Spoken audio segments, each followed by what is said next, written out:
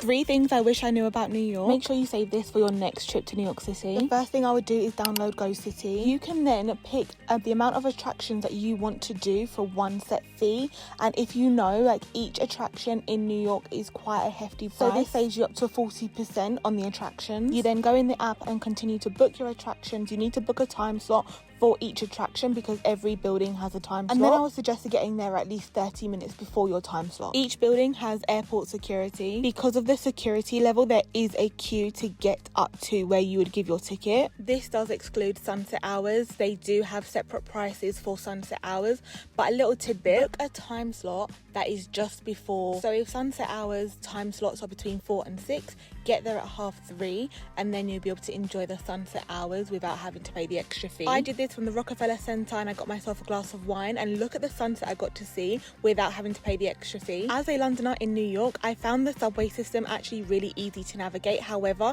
I can never find the subway station. Google Maps will be your best friend. I personally didn't find the food in New York too expensive, and I did enjoy Joe's Pizza, but when it came to bagels, these bagels were filling me up from morning till evening. Out of the 3 different places, I will have to let you know Liberty Bagels was at the bottom of my list. However, the bagel was really, really good. Every single time I got sausage, egg and cheese. Oh my god, I have to go back to Leon Bagels. I have to.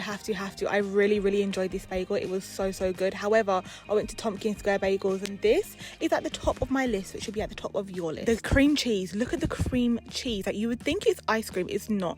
I got myself the El Chapo, I want to say. I'm not too sure. I can't remember. But this was elite on a level I can't even explain. The final thing is, in New York, you will walk everywhere. Like, honestly, it's a beautiful place to walk around, especially in Manhattan is where I stayed. You need comfortable trainers. I thought my trainers were comfortable. They weren't.